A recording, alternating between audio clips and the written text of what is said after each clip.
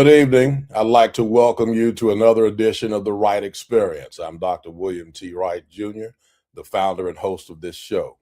It is indeed our pleasure to bring you yet another episode of this work that we've been doing now for just about 5 years. In fact, in a few months, we will be celebrating our fifth anniversary doing this work, and we hope that you have enjoyed the content and will continue to do so. Tonight's podcast is sponsored by Infinity Force Group, LLC.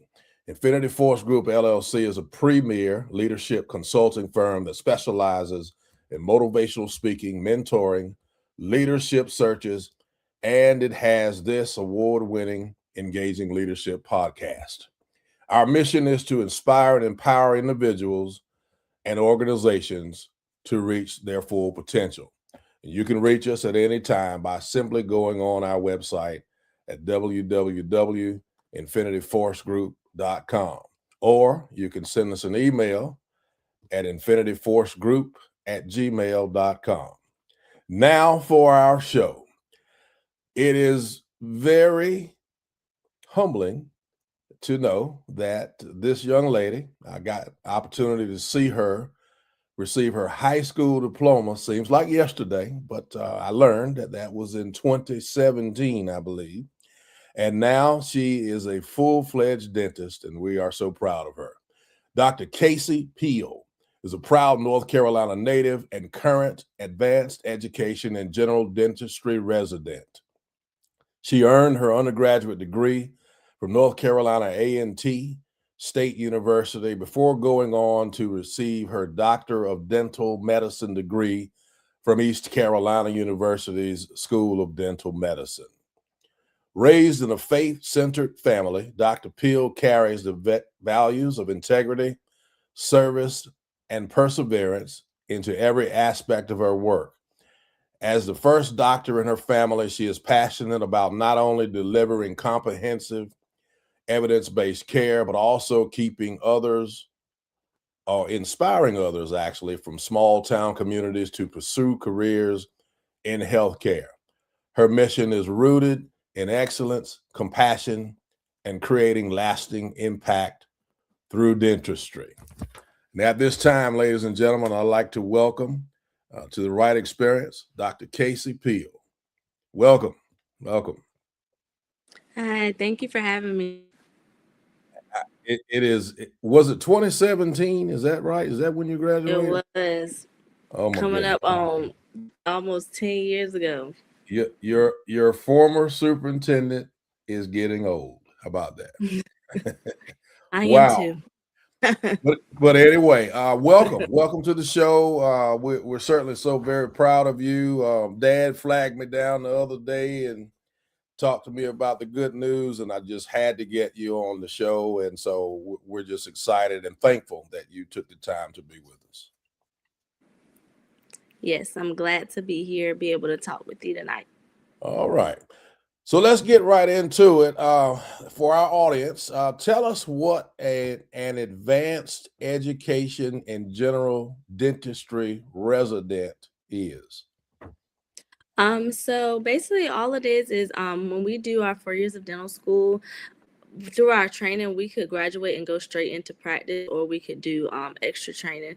So for short, it's an AEGD. So it's just getting an extra year of more advanced cases, more training, and then just kind of treatment planning and seeing patients more so just on your own. So it's like going out into practice, but you still just have that supervisor that can, check over you and you can build off of. But with my program, I'm at a clinic with ECU, and it's me and I have one co-resident. So we both see patients at the clinic together, and you just get to get a little bit more experience before you go out. Okay. And I'm sure you're enjoying that work tremendously, and so forth, and everything. But now, in one of the write-ups I read about you, talked about you being the first African American female dentist in Ahoskie, or in this area for sure. Talk to us about what that means to you. Um, It's honestly still it's very weird to me. Just the fact that that is, our reality. Right. So I mean, it just means a lot for me to have been able to do it for one, and then even more so with me being able to work in Ahoskie, and treat patients from in this county and other counties, that come here just to get dental care. It's just kind of it's still surreal. It's still humbling. I don't. My parents will always tell me, especially my dad, he's quick to tell me to, get up and they'll announce it and stuff. I'm just kind of like, you know, it's just, but at the same time, I'm glad to be able to have done it and then also be able to talk to other not only females, but I met some girls that are from the area that want to become a dentist, and it's just good for me to be able to be somebody that they can, you know, um, look to for that. So, So as much as an inspiration as you are to others, and I know you are, those of us that are very, very proud of the work. Talk to us a little bit about what inspired you to become a dentist. honestly, I joke about it all the time. But I know for sure when I was in high school, I went to get braces, and my orthodontist was African American female, and she worked in the practice with her dad. And they were really great people, and that's what first sparked my interest. And her dad, he's passed on now, but he was very encouraging, always telling me what I need to do, and I was glad to be able to have met them. And after that, I think what really did it for me was when I went off to A&T, I initially wanted to be a medical doctor. But then I started thinking about, different things that I might have wanted in my life that might not have lined up with that. So Mhm. I did a clinic in the state where we serve people that don't have access to care. And that experience really opened my eyes. And I was just grateful to be able to be a small part to help people. And what I realized was as a kid, when I was going to the dentist, I was going to Virginia. And as a child, I just thought, that's just where I go to the dentist. But then later I realized, I was going there because we didn't have, access to that, as easy here. So that's what really fueled me to want to do it and to want to be able to work, in areas that like lack access to care, like a husky. So. Very good. So does your practice serves? I know the town of Ahoskie, but surrounding areas as well. Is that who you serve, or who do you serve? Let me ask the question that way. Um, we do. A lot of patients are local, but we do have patients that travel. I have a patient, she comes from Suffolk, so it's really just depending on how far they want to drive, but we don't turn anybody away. Good. So let me ask this question because I've always wondered this. People talk about having good oral hygiene or oral health. So speak to us a little bit about how oral health helps or directly affects your physical health, or does it? It does, and a lot of people really don't even think about it like that, but like your mouth is the gateway to your body. So, things you eat, all that can affect different things. Like for instance, if someone has diabetes and they're very uncontrolled, if they were to have an extraction, we have to know that they likely will take longer to heal, and that's stuff that you don't an average person doesn't think about. But then you say, well, if you get your diabetes under control, you could have, these implants or whatever you're looking for to restore your smile because then everything is in harmony, Um, even down to, let's say, like anything that we eat, like sugar, anything that are like carbs that turn to sugar, all that is affecting, your oral health. But then if you know that your diet is like that, then likely it's also affecting, your physical health. Um, so everything just really ties in together. And you also think about systemic diseases, even people that I did read studies before. I'm sure it's a lot more research on it, but just like plaques that like plaque that accumulates in your mouth, sometimes that can systemically go through your body and it could relate to different diseases of plaque buildup. So Mhm. it's things as simple as that all tie together. So if then what I'm understanding is that good oral hygiene is important and keeping that up because it affects all the other things that we have to deal with. So talk to us a little bit about this. May seem like a silly question, but I keep hearing it all the time and people kind of vacillate back and forth. So electric toothbrush versus manual. What's best and why? It's really preference. Okay. Okay. And if you're using a manual toothbrush, it's how are you using it? Are you using it the correct way? A lot of people, if you ask them what type of toothbrush they use, like is it hard, soft, medium, they're gonna say hard. And why? Because if it's hard, it feels like it's scrubbing everything off. But we really recommend a soft brush, and that's Okay. because if it's hard, you're not cleaning, around your gum line, because it's not going to be comfortable to you. And the harder brushes are also easy to wear away your tooth structure. So we'll see that pattern, and that's when it'll like, a light bulb goes off, and we're asking, well, how are you brushing your teeth? Um, as well as most people probably brush their teeth back and forth, and you're supposed to do it like in a circle motion. So when you're using a manual toothbrush, it's a lot of things that you have to, be doing the right way. I personally use an electric toothbrush. Some people feel like when they use that, their teeth aren't clean. So again, it's just all, you know, how you feel about it. But an electric brush, and it doesn't have to be the $200 brush, because they make them all the same.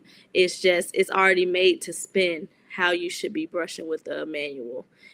So it's like I tell people, just move it around your teeth. You don't have to brush with the electric brush because it's doing it for you. So either one, but I'm an advocate for electric brushes, but that's just my preference. Okay. All right. All right. Very good. So tell me about this stuff like and get me straight now if I go somewhere, but tongue scraping and oil pulling, all of this stuff that we're hearing about now. Good stuff, fads, not appropriate. What tell me. I do think that a lot of stuff we see online is making it real bad for our habits. But Okay. I can't speak too much for the oil pulling because I haven't gotten, too deep into that. Okay. But I know people do it. Not something I recommend, but again, your preference. But I will say the tongue scraping is very important because your tongue is where most of the bacteria lives anyway. Okay. People don't know how important it is to not only brush your tongue but actually scrape it, because the brushing, essentially you're cleaning it, but you're just moving it around. But when you use a tongue scraper, you actually can see, that bacterial film coming off. And that's where a lot of bad breath comes from. So you would notice, if you start cleaning your tongue, the right way, that could alleviate some issues if you were having issues there. Okay. I think everybody should buy a tongue scraper, even the disposable ones. Just buy a tongue scraper. Okay. So in addition to your toothbrushing, that should be a central Mm-hmm. part of your oral hygiene. How Yep. often? How often Every should you? day. I Okay. especially in the morning. Okay. You could do it morning and night, but for sure in the morning. Okay. All right. So talk about gum disease, and I'll just ask a general question, and you tell me, get us to where we need to be. What causes it? Is it just simply not brushing like you should, or what causes gum disease, and what can be done, if anything? Hmm. It's honestly as simple as if you don't brush, like you should, if you don't floss, then you're not cleaning that bacteria from, underneath your gum tissue. and it's just sitting there, then your mouth has good and bad bacteria, and if enough of the bad is there, then it's just able to eat away at your bone. So gum disease is essentially you have bacteria down there, it had nowhere to go, and now it's eating away at the bone that your teeth are basically anchored in. And from that point, it's just depending on when it was caught to be able to treat it. Some is more severe than the others. A lot of times, if somebody has gum disease, it's known as periodontal disease, then you're looking at, that's when we start saying, well, hey, you need a deep cleaning, meaning that, we got to get you in, get you numb, and be able to go down further than you would a regular cleaning to be able to clean the bacteria that's, basically on the root structure of your tooth. Um, so it's really just bacteria buildup that just, never had anywhere to go, and it just ate away at the bone. Mm, wow. Well, and I wonder, is that more common in certain areas, or is it kind of nationwide with that, or what are your thoughts on hmm that? You know, one could say, in lower income, underserved areas, probably see it more. And a lot of that probably comes from just lack of access to care, for one, and then you're also lack of education. If you don't know anything about oral health other than brush my teeth, and that's all I got to do, if I do that, then that's what is going to take over, and you just, go to the dentist when something hurts, can leave a lot of stuff untreated. There also are probably some of us that learned tonight that you need to use a tongue scraper every day too. So hopefully Uh-huh. that'll help us some. Hopefully that'll help us some as well, for sure. So if we dial the clock back, and you're talking to not Kaisi Peele, because you've done it, but a um, let's see, I guess you would have been 15, 16 first time I knew anything about a Kaisi Peele. What advice? How would you encourage that person, or what are the things you would say to that person to pursue their dreams, whether they're dentistry or not? Because you got a story to tell. You made this thing happen. You've done it early, and so what advice would you give to someone who is contemplating a future? I would just say to, one, never give up on what you're going for. I think a lot of times, especially when you're trying to reach a certain goal, it's going to be things that seem like they're obstacles or to deter you from that. So I would just say never give up, and then also never feel like you can't reach what you're reaching for. Um, because a lot of times, you might be going for it, and you might come across, people or that say, well, you can't really go to dental school or medical school or law school, and just use that to, not to prove them wrong, but to prove them wrong and prove it to yourself that, you can do exactly what you set out to do. And no matter where the source of this discontent is, we just keep it moving, right? Yep. Towards what we need to do. Outstanding. hmm Outstanding. So let's think about the old man almost hates to ask this question, but I will. So 15 years from now, um, hmm where do you hope to be? What are your plans? What do you think would be an even larger success, because you're already successful? 15 years from now, what do you think would be good? I think for sure, as long as it's still for me, I would definitely hope 15 years from now, I at least have a dental practice, if not more than one. Okay. Um, and be able to be doing something even larger than just treating, everyday patients, be able to give back. So be in the position to, have something where I can do things for free for people, um, you know, to be able to really fulfill that mission that I set out to do. So, that's what I'm hoping for. Okay. No doubt in my mind that you will certainly head that way. What would you say was the largest or the best preparation that maybe people wouldn't think for you to be where you are today? Largest preparation. Or best, maybe not largest, but best. Mhm. I would say really just having kind of like in a sense like tunnel vision. I When I Okay. got into dental school, I I was happy that I got in the first try, and I knew that, no matter where I got into, I was going to finish what now I started.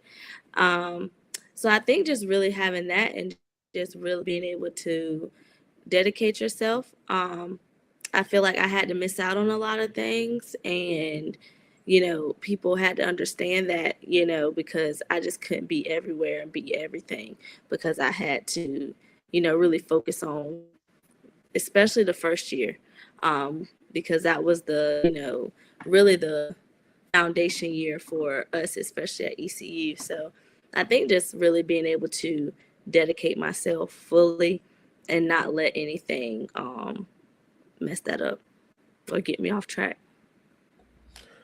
What an amazing concept. You have just described tunnel vision in a way that uh, most folks my age probably wouldn't look at it that way, but that it is okay to have tunnel vision, and I think that's an amazing concept. Thank you for that. Thank you for that.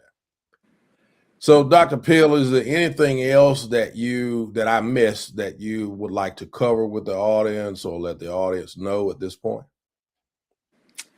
Um, I don't think so. Maybe just floss the teeth you want to keep. That's the that's the motto. So and just ever I'll speak from experience.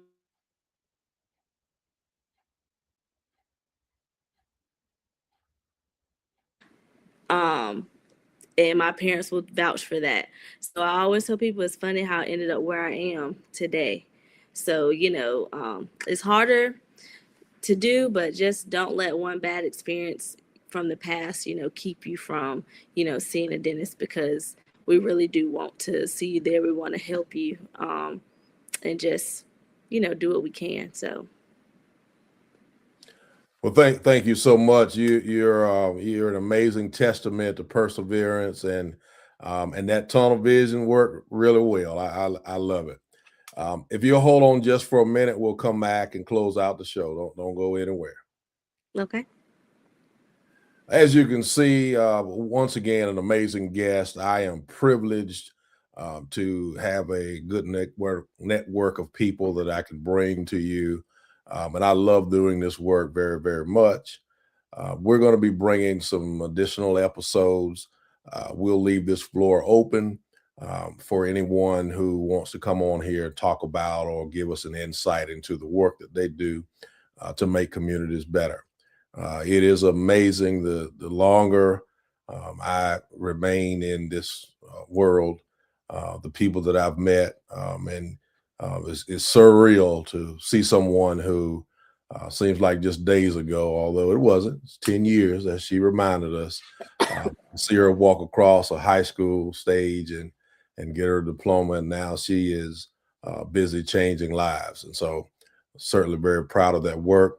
And we're still looking for guests. And so, as you think of people that might be of interest to our audience, please don't hesitate to reach out to us and let us know.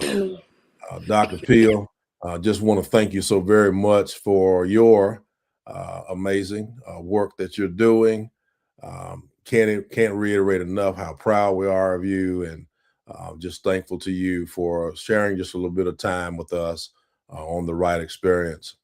This forum is open anytime you'd like to come back and talk to us about trends or things that are going on. And as you get that first practice of your own, and then that second one and third one, we'll have you back up here to talk about it and tell us all about the work that you're doing. Yes, thank you so much for having me again, and I look forward to all of that. All right, very good. And to the Wright Experience audience, thank you and good evening.